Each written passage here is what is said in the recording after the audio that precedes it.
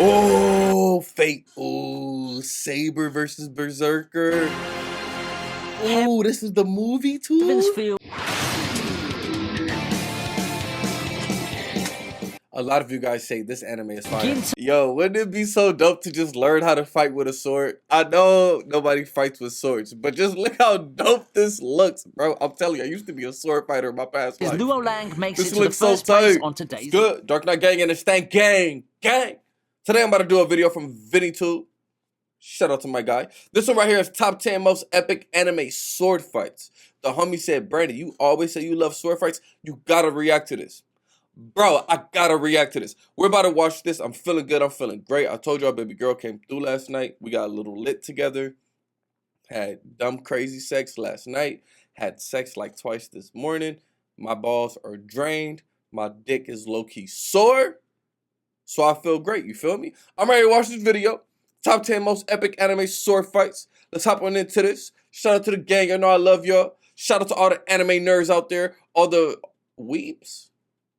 I think y'all are called weeps. I don't know. I wouldn't call myself. Man, I don't know, bro. Some of y'all say, Brandon, you an anime nerd too. You've seen so many different anime. I might be. I don't know. I don't care. It's fire though. One Piece update. I'm still watching it. I'm still at forget it. Nigga, leave me alone. Leave me alone. Let's hop into this video. Shout out to the gang. Let's go. Oh yeah, they going at it. Noragami is such an underrated gem. It was one of my favorites in the season when it was airing, and I feel a bit sad that it's generally being forgotten these days. I've loved action shows that dealt with the supernatural since forever, but I think that Noragami has a certain moral and philosophical edge that gives people another incentive to watch it. The first season of the show ends with an anime original filler that actually gave us one of the best fights of the season. Despite Yato only knowing one real move, Noragami excels in the showcasing of powers and unique applications of weapons, and this fight is one of the prime examples of that. The animation is ultimately insane. A fight with more focus on the character drama instead of the actual fighting, and created one of the most touching scenes in the first season, second only to Yukine's absolution. Once the drama's been dealt with, Yato just finishes off his opponent quickly to end Noragami version of Rurouni Kenshin's first arc.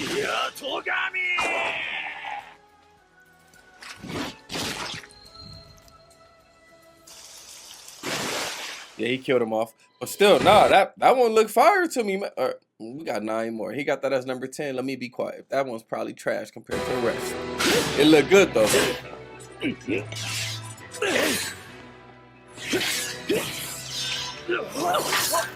Oh.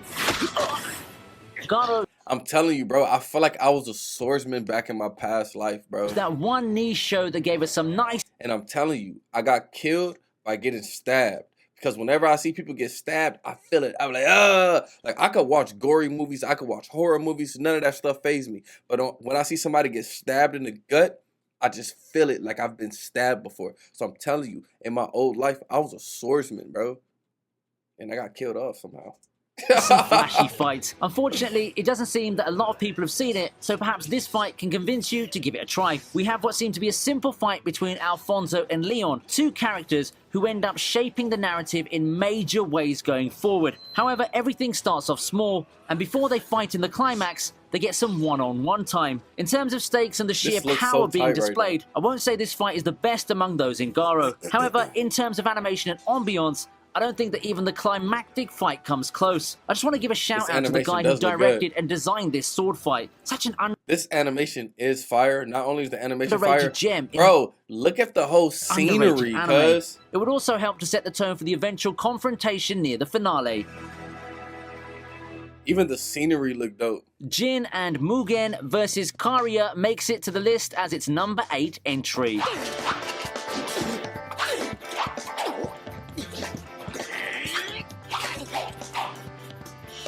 Hey, this samurai's a I didn't beast. expect hip-hop and samurai to make an amazing combination, but what we've got here was one of the most unique shows out there in terms of swag and flair. The show actually has a lot of cool fights, but I think that the battle against Kariya is the best one among them. Samurai Champloo fights are really oozing with character, and such can be seen in this conflict. You have three very badass swordsmen, and you can really tell how unique their fighting styles are just by watching this fight. You don't even need context, and you can just tell what these characters are like by skimming through the battle. It's just so fluid and smooth, perfect for what Samurai Champloo prides itself on. The crispness of the fight has aged so well, and I think this kind of animation is one of the key reasons the more veteran anime fans still remember Samurai Champloo so fondly to this day.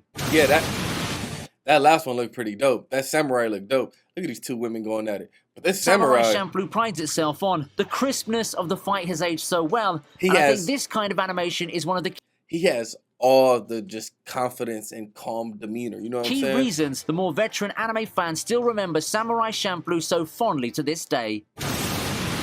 Let's proceed with guns blazing sword swinging with one of my favorite battles in Kill La Kill. Kill La Kill has no shortage of cool and epic fights, and I think that this last battle between Ryuko and Satsuki is just the perfect way to cap off the first part of the series. It's a flashy finale meant to satisfy everyone just in time before what we know of the series gets turned upside down. Pretty much what makes Kill La Kill so amazing can be seen in this fight. Over-the-top action, top-tier voice acting, and the sheer big fight feel. I can't find a fight that culminates in art as well as this within the series. Well, there's the goosebumps-inducing finale where Mako had her time to shine, but that's not really a sword fight if I include the whole thing. It's too bad that a lot of people back in the day shunned Kill La Kill for the perceived sexuality. They missed out on such a great fight and a very rich plot that non-anime fans wouldn't expect. Ooh. Sasuke.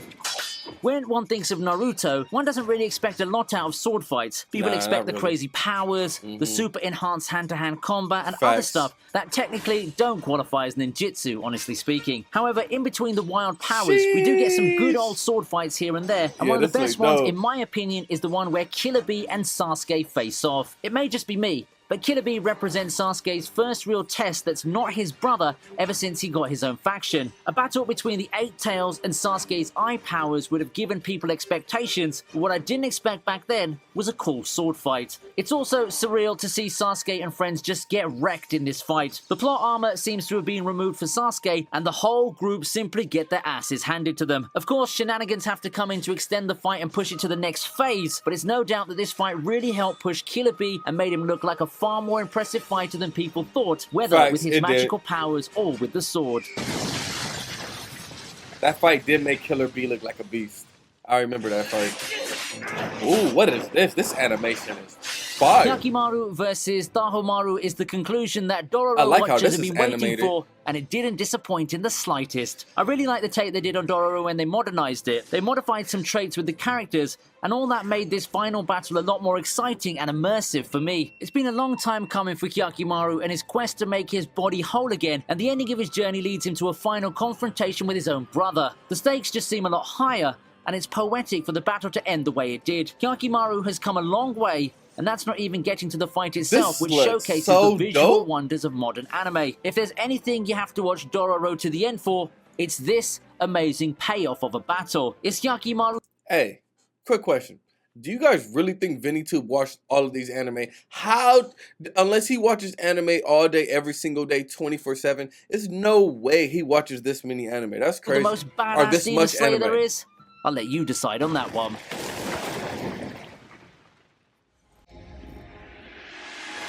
Oh, Fate. Oh, Saber versus Berserker.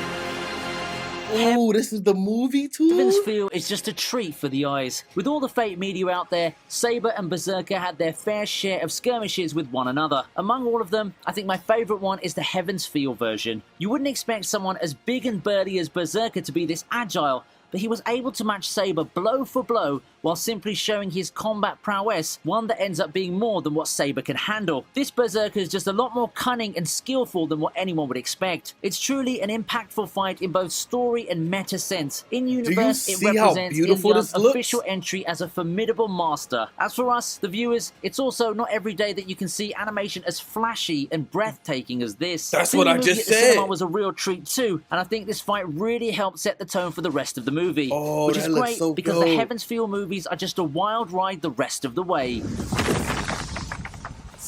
Hey, Saber, cuz.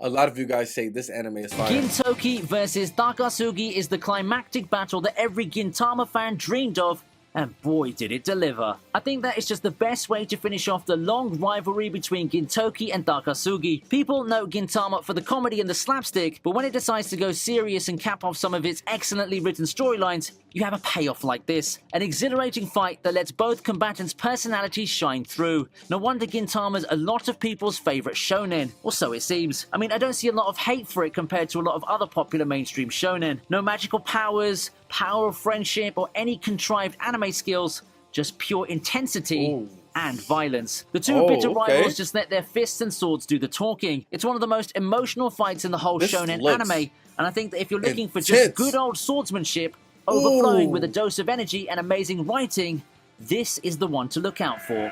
Okay.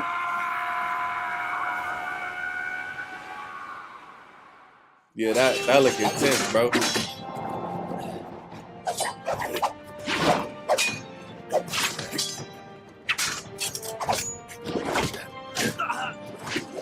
Nanashi versus... Yo, wouldn't it be so dope to just learn how to fight with a sword? I know nobody fights with swords, but just look how dope this looks, bro. I'm telling you, I used to be a sword fighter in my past life. Luo Lang makes it to the first place on today's list. I think that it's fitting to have this fight on this list. Yeah, I know I've talked about this fight a few times now, but even through a decade and a half, this fight is still one of the best sword battles. Listen, man, this is why y'all gotta work out, take care of yourselves. You can't be fat and beating off all day if you want to be an anime character. They all in great shape, bro.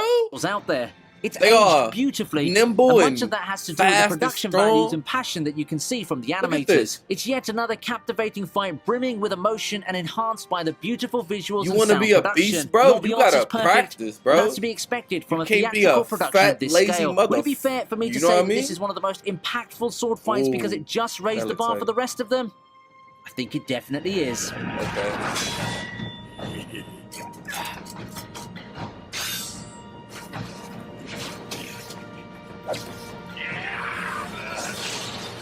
Oh, they both died. Once again, great video from VinnyTube like always. Thank you guys so much for requesting it. Like I told you guys, I had a long night last night, so you know my energy is not all the way back how it usually is. I'm gonna keep it a stack. I need to drink a lot of water. But anyway, great video from VinnyTube. Sword fights are always insane. I love sword fights in animes. I love sword fights in movies. I love sword fights, period. And that's why I love Star Wars, because they be beastie with the lightsaber. That's a sword, you feel me? But anyway, let me know what y'all thought down in the comments. I forgot what I was about to ask y'all, man, bro. I'm tired. It is what it is. Shout out to the gang. Peace.